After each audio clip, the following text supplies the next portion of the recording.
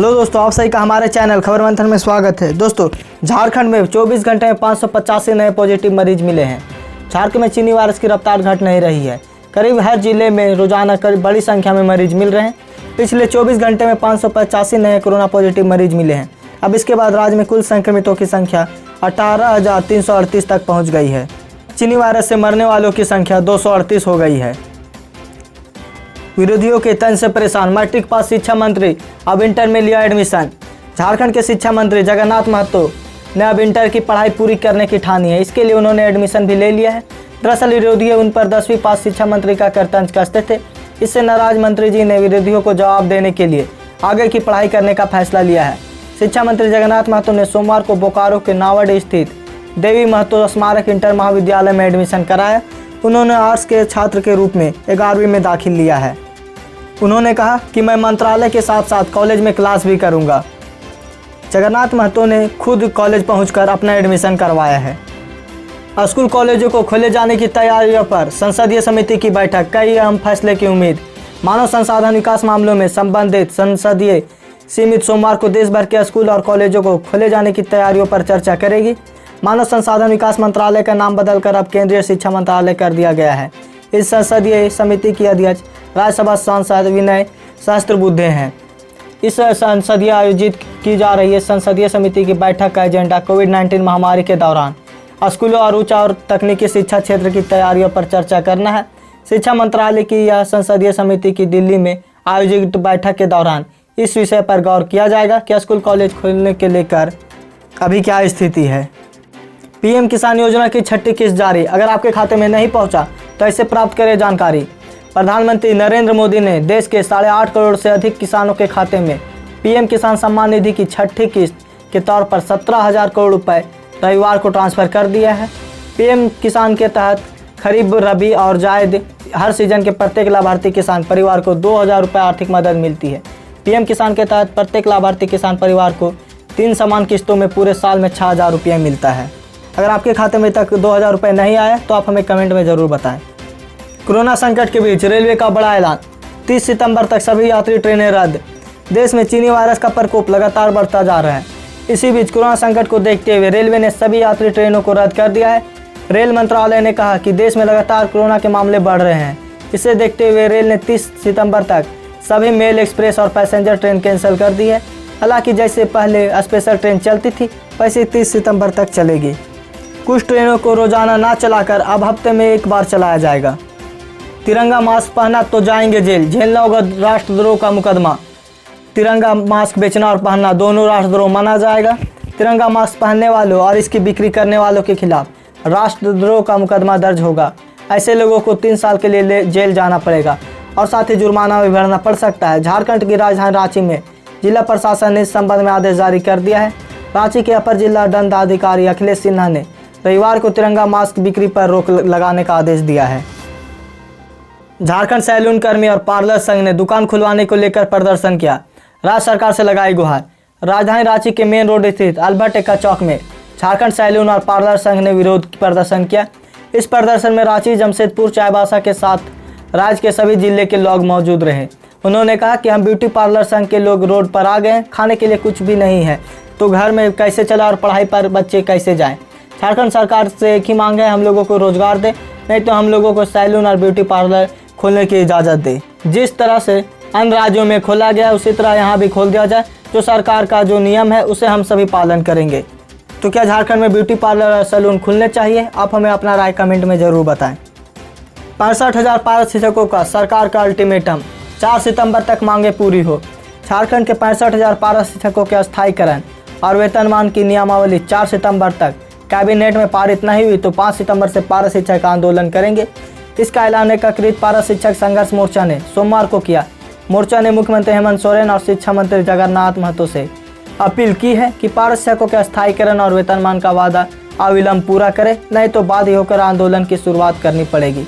मोर्चा के विनोद बिहारी महतो, संजय दुबे समेत अन्य कार्यकारी सदस्य वहां का कहना है कि मुख्यमंत्री हेमंत सोरेन ने चुनाव के पूर्व अपनी हर सभा में सरकार गठन के 3 माह में पारा शिक्षकों को अस्थायीकरण और वेतनमान देने का वादा किया था, पर अभी तक ऐसा कोई भी वादा पूरा नहीं हुआ है।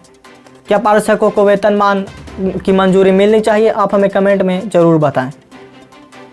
झारखंड में प्लाज्मा डोनेशन बढ़ाने के लिए सरकार की मुहिम, डोनर को मिलेंगे इतने रुपए।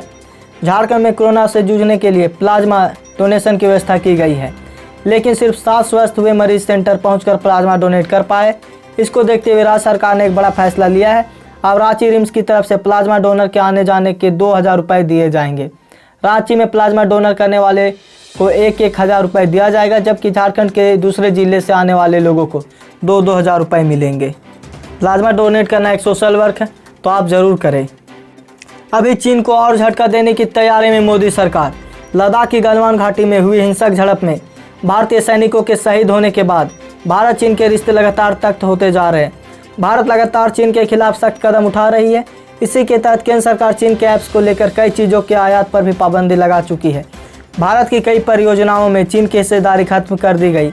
आसान शब्दों में समझे तो भारत की ओर से चीन के साथ कारोबारी संबंध धीरे धीरे खत्म हो रहे हैं।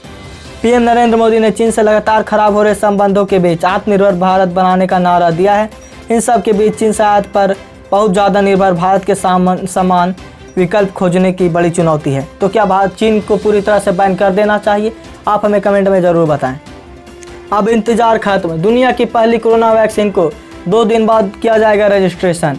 चीनी वायरस की वैक्सीन बनाने के लिए दुनिया भर के वैज्ञानिक दिन रात मेहनत कर रहे हैं। विश्व स्वास्थ्य संगठन के मुताबिक इस समय दुनिया भर में 21 से ज़्यादा कोरोना क्लिनिकल ट्रायल के दौर में है। एक और जहां दुनिया भर के विशेष अपनी वैक्सीन के दूसरे और तीसरे चरण में पहुंचे हैं, वहीं रूस ने वैक्सीन बनाने का दावा कर दिया है। खबर है कि 2 दिन बाद 12 अगस्त को वैक्सीन का पंजीकरण कराया जाएगा। रूस के दावों पर गौर करें तो ये वैक्सीन दुनिया की पहली कोरोना वैक्सीन होगी।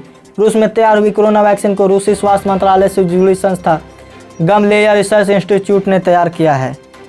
स्वास्थ्य मंत्री ने कहा कि अगर वैक्सीन ट्रायल में सफल रही तो अक्टूबर से इसे देश में बड़े पैमाने पर लगाने का काम शुरू कर दिया जाएगा। 15 अगस्त को लाल किले से पीएम मोदी कर सकते हैं बड़ा ऐलान। 15 अगस्त को प्रधानमंत्री नरेंद्र मोदी लाल किले पर भाषण देंगे। रक्षा मंत्री राजनाथ सिंह की माने तो 15 अगस्त को प्रधानमंत्री नरेंद्र मोदी लाल किले पर भाषण देंगे तो आत्मनिर्भर भारत के लिए एक नई रेखा खींची जाएगी। उन्होंने एक कार्यक्रम में कहा कि रक्षा क्षेत्र में 101 सामानों को घर में बनाने का फैसला काफ़ी बड़े विजन वाला फैसला है। आने वाले दिनों में हमें हथियारों के लिए दूसरे देशों पर निर्भर नहीं रहना पड़ेगा, बल्कि 101 घातक हथियार और ज़रूरत के सामानों को भारत में तैयार किया जाएगा। इतना ही नहीं, आने वाले वक्त में इनका इंपोर्ट भी पूरी तरह से बंद कर दिया जाएगा। क्या आप प्रधानमंत्री का सपोर्ट करते हैं और उनकी योजनाओं को आप समर्थन करते हैं? तो आप हमें कमेंट में ज़रूर बताएं। IPL में वीवो की जगह ले सकती है यह कंपनी। LSC पर तनातनी के बीच BCCI ने भी चीन को बड़ा आर्थिक झटका दिया है। क्रिकेट प्रशंसकों की आलोचनाओं को देखते हुए BCCI ने 13वें सीजन से वीवो की स्पॉन्सरशिप को ख़त्म कर दिया। अब ऐसे में IPL की स्पॉन्सरशिप लेने के लिए कई कंपनियां लाइन में लगी हुई है। इसी कड़ी में ऐसे में योग गुरु बाबा रामदेव की पतंजलि भी इस रेस में शामिल हो गई। हालांकि अभी भी BCCI की तरफ से इस पर कोई बयान नहीं दिया गया है। पतंजलि के प्रवक्ता SK तिजारावाला ने एक बातचीत के दौरान यह पुष्टि की है। तिजारावाला ने कहा कि हम इस साल IPL का टाइटल स्पॉन्सरशिप के बारे में सोच रहे हैं, क्योंकि यह पतंजलि ब्रांड को एक वैश्विक मंच पर ले जाना चाहते हैं। राष्ट्रीय नज़रिए से यह उनके लिए उपयोगी होगा, क्योंकि भारत में इस समय चीन विरोध लहर चल रही है। मानसून बदला मिजाज, मंगलवार तक राज्य में ऑरेंज अलर्ट जारी। झारखंड मानसून का मिजाज बदल रहा। मौसम विभाग के पूर्वानुमान के अनुसार झारखंड में अगले 4 दिनों तक ज़्यादातर हिस्सों में अच्छी बारिश होगी। इस दौरान वज्रपात की भी आशंका है। मौसम पूर्वानुमान में बताया गया है कि राज्य में अगले 4 दिनों तक 9 से 12 अगस्त तक लगभग सभी जिलों में बारिश होगी। मौसम विभाग के अनुसार सभी जिलों में बादल छाए रहेंगे। इसके साथ ही दिन में 1-2 बार हल्के से मध्यम दर्जे की बारिश होने की भी संभावना है। जैक बोर्ड 10वीं और 12वीं कंपार्टमेंट परीक्षा के लिए आवेदन प्रक्रिया शुरू। झारखंड एकेडमिक काउंसिल ने 10वीं और 12वीं परीक्षा की कंपार्टमेंट ऑनलाइन आवेदन शुरू कर दिया है। JSC झारखंड बोर्ड ने जो छात्र एक या एक से अधिक विषय में फेल हुए हैं, वे बोर्ड की वेबसाइट jack.jharkhand.gov.in पर जाकर ऑनलाइन आवेदन कर सकते हैं। JSC 10वीं की कंपार्टमेंट परीक्षा के लिए आवेदन की तारीख 25 अगस्त है। वहीं JSC 12वीं की कंपार्टमेंट परीक्षा के लिए आवेदन की तारीख 26 अगस्त तय की गई है। कंपार्टमेंट परीक्षा के लिए छात्र अधिकतम 3 विषयों के लिए आवेदन कर सकते हैं, जिसमें ऑप्शनल विषय भी शामिल है। जैक झारखंड की 10वीं और 12वीं कंपार्टमेंट परीक्षा में भाग लेने के लिए छात्र आधिकारिक वेबसाइट jasc.jharkhand.gov.in पर जा सकते हैं। बिहार पुलिस का बड़ा खुलासा, जांच के लिए बहुत करनी पड़ी मुश्किलें। Actor Sushant Singh Rajput suicide case को केंद्र सरकार ने सीबीआई को ट्रांसफर कर दिया गया है। तो वहीं ईडी सुशांत की गर्लफ्रेंड रिया चक्रवर्ती और उनके भाई से पूछताछ कर रही है। खबर है कि रिया चक्रवर्ती से सोमवार को पूछताछ किया गया है। तो वहीं इस केस को लेकर मुंबई और बिहार पुलिस में ठन मच गई है। हालांकि बिहार पुलिस ने अपनी जांच से संबंधित सारी जानकारी सीबीआई को सौंप दी, लेकिन उनसे मुंबई पुलिस को जांच में सहयोग न करने और उनकी जांच में विघ्न डालने का आरोप भी लगाया है। सुशांत सिंह के केस में बिहार पुलिस ने कैसे मुंबई में काम किया, इसको लेकर एक बेहद ही चौंकाने वाली बात सामने आई। बिहार पुलिस की जांच टीम के एक अधिकारी ने कहा कि उन्हें उनकी टीम जांच करने के लिए ज्योतिषी का रूप धारण करना पड़ा और वो भेष बदलकर बॉलीवुड सर्किल में ज्योतिषी के रूप में उसी लोगों को भविष्य बताने के नाम पर वहां जानकारी एकत्र किया। और साथ ही कहा कि मुंबई पुलिस उनके साथ जरा भी अच्छा बर्ताव नहीं कर रही थी। तो दोस्तों, क्या सुशांत सिंह को न्याय मिलना चाहिए? आप हमें कमेंट में ज़रूर बताएं। और साथ ही आज की ताज़ा खबर बस इतना ही। अगर आप हमारे चैनल में नए हैं तो हमारे चैनल को सब्सक्राइब करें और बेल आइकन दबा दें, ताकि जब भी वीडियो डालें नोटिफिकेशन आप तक चला जाए। और इस न्यूज़ को ज़्यादा से लाइक और शेयर करें।